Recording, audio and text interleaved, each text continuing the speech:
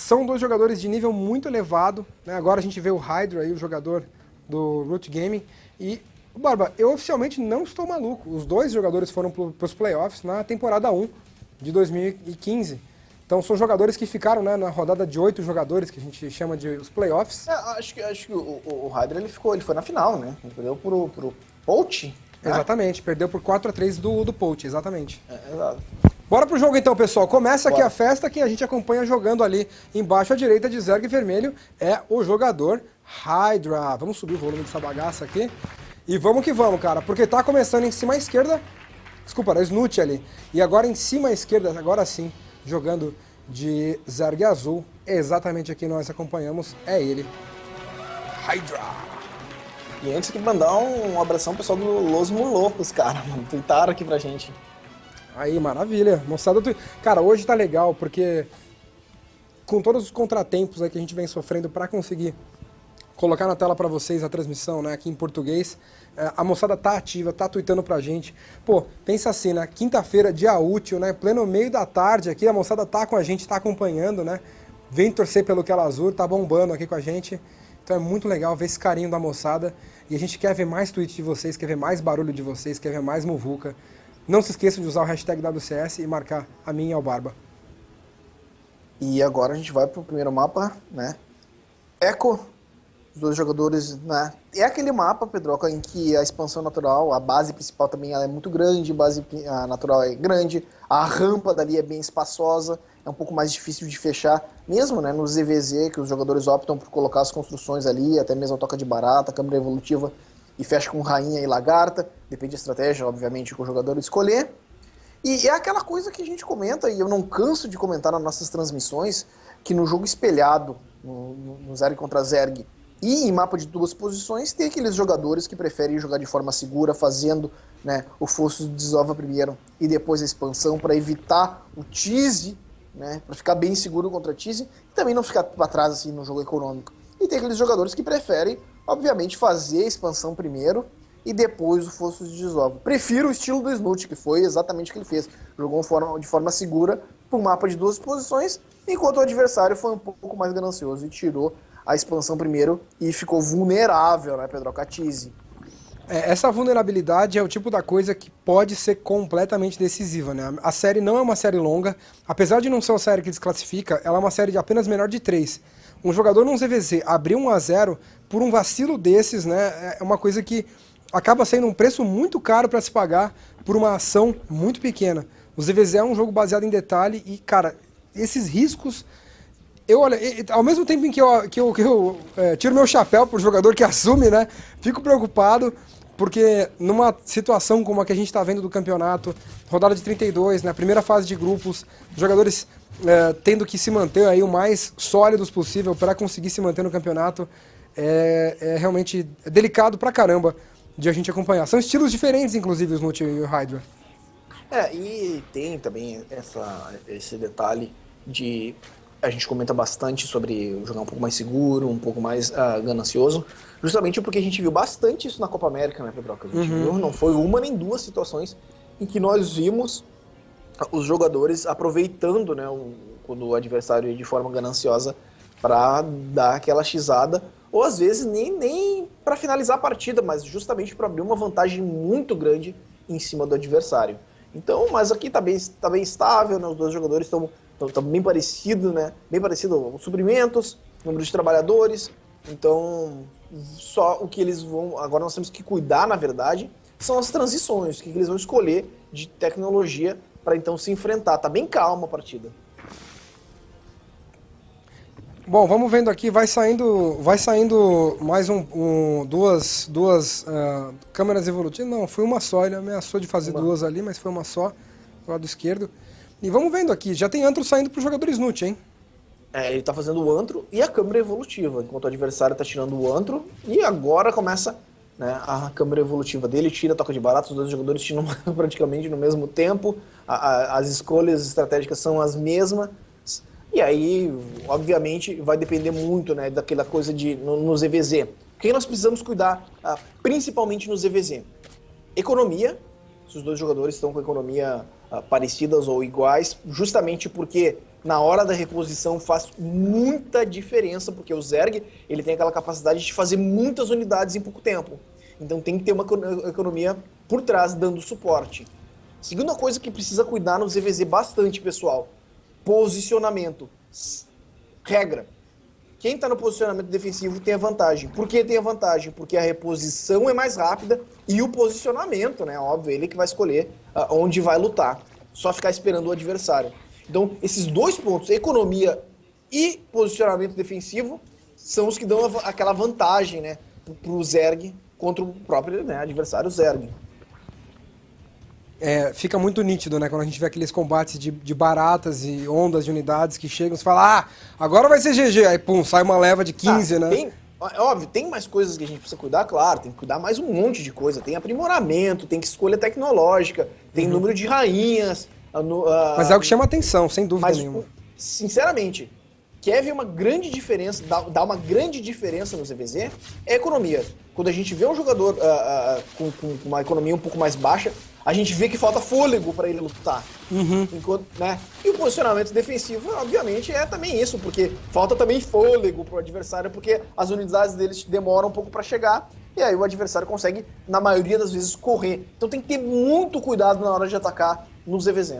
Você falou de fôlego, inclusive, pra galera ter uma noção, por exemplo, quando a gente fala de aprimoramento, é legal que o pessoal tenha em mente um detalhe interessante, que é o seguinte, unidades que têm taxa de disparo mais rápido, tipo soldados, se beneficiam muito de aprimoramentos de ataque e tal. As que têm taxa de disparo mais lento acabam se beneficiando proporcionalmente menos, né?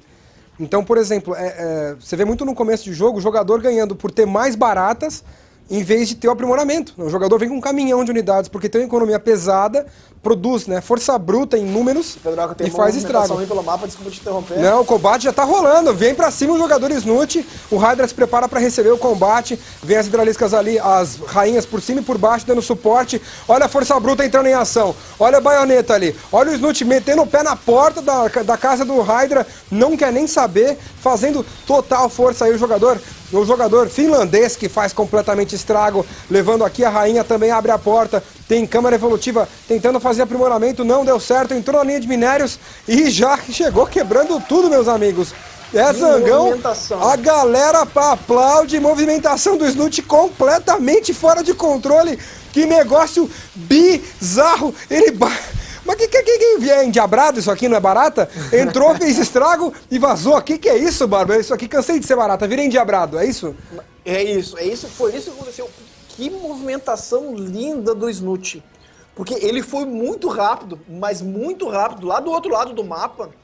E, embora o adversário tivesse um posicionamento defensivo, ele escolheu como se posicionar, Pedroca. E agora veio o contra-ataque. Contra-ataque aí, mas já foi matado no peito aqui pelo jogador Snut. Olha aí, de novo o Hydra, vem pra cima. Vantagem de suprimentos é clara, favorecendo o jogador Snut. Tem rainha na posição, vem pelo meio agora, se aproxima, voltou. Suzerano mandando o Gosma ali no meio, só pra dar aquela acelerada na movimentação.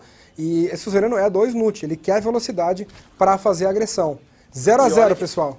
E olha a diferença de trabalhadores, a gente tem 13 trabalhadores de diferença um pro outro. O posicionamento defensivo pro Snut é favorável, por isso que o adversário não conseguiu romper aquela barreira.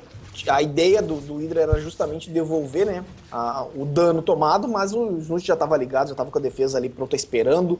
E que movimentação pelo meio, cara. Ele pegou o adversário com uma quantidade pequena, embora estivesse bem posicionado as unidades do jogador Hydra, ele não tinha uma quantidade boa, e quando ele pegou, né, quando o Snut engajou, ele escolheu o posicionamento, separou muito bem as unidades, e inclusive desviou daquelas unidades, Pedroca, que estavam ali em cima da rampa chegando. Ele evitou um pouco elas, e aí lutou um pouco mais para a esquerda, e limpou o que tinha ali na esquerda, para depois enfrentar aquelas que estavam ali na rampa. Muito boa a jogada do Snut, estou impressionado com o que ele fez aqui, claro, o adversário já recuperou, né, o número de trabalhadores, mas olha a diferença de suprimentos. 2-2 saindo para os dois jogadores e a diferença de suprimentos é 30 de suprimentos favorecendo o Snut. E é pura barata isso aí. Vem pra cima. Olha a pedrada, hein? Vem pra cima o jogador pra finalizar a primeira partida, meus amigos, tá cercado ali pelas unidades do Hydra. Agora é o momento em que a gente vai ver se aquela reposição que o Barba comentou faz a diferença. E olha como a concavidade, né, o posicionamento segurou a onda do Hydra nesse momento, mas o Snut mesmo assim, com o pilar mais importante do StarCraft 2, né, a coisa mais fundamental do jogo, a coisa mais absurdamente decisiva que é o macro, que é a economia, faz a diferença. Pura e simples, força bruta é o poder aí do Snut. E olha a surpresinha. Olha a surpresinha. Olha a surpresinha. E achou aqui as baratas do Snut. Mas o Snut não tá nem aí. Ele não tá nem aí, ele usou pra recuperar a vida das baratas do Hydra. Nesse momento, mal conseguiu surpreender o Snut. A quantidade é brutal. Vem pra cima aqui o jogador Snut pra quebrar todas as unidades do Hydra nesse momento. As rainhas vêm mais uma vez por cima e por baixo pra tentar dar algum tipo de suporte. E vem o combate acontecendo, tá absolutamente tenso. E favorece o jogador finlandês, é GG! Não estou surpreso. Pedro. Não. Pro pessoal que achava que poderia ser surpresa, o Snut tirar vitória do Hydra, não é surpresa.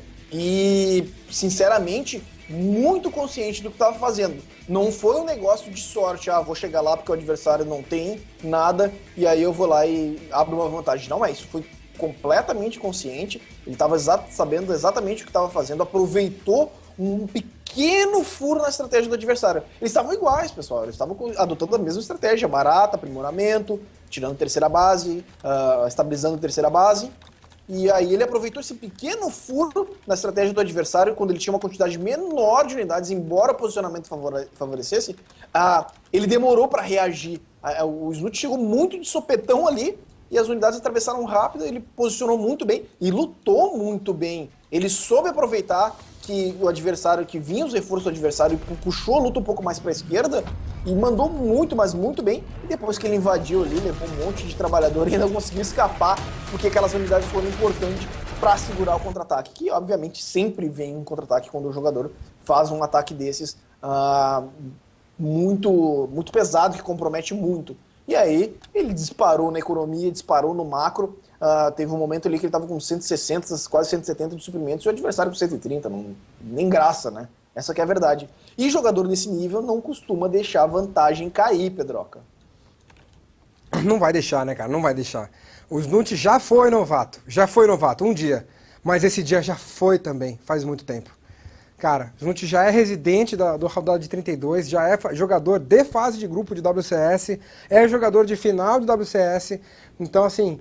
Barba, você deu a letra, não vai abrir mão de vantagem, não deixe escapulir, cabeça no lugar, jogo sólido, jogo consciente e, cara, vamos só falar de novo daquela movimentação pelo meio do mapa, meu amigo, o que foi aquela coisa que ele fez, cara? É óbvio, né, Pedroca, ele é um jogador que ele conhece muito, né, o ZVZ, ele tá acostumado com isso, e ele viu que o adversário tava com uma estratégia parecida, tava buscando a mesma ideia que ele, né? E ele aproveitou, bom, se o cara tem a mesma ideia que eu, vamos aproveitar então o furo que essa estratégia tem, né? A janela de oportunidade, e vamos ver o que acontece, né?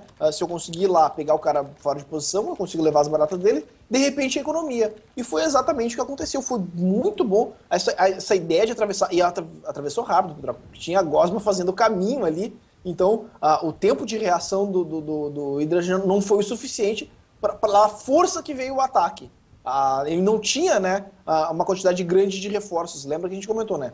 Quem está no posicionamento defensivo tem a vantagem por causa dos reforços. O problema é que não tinha reforço ali em vista, né? E aí aquela quantidade de unidades do Hydra do Snut fez uma grande diferença. E também chegou alguma coisa ali também para ajudar aquela composição inicial que chegou rompendo a fraca defesa do adversário.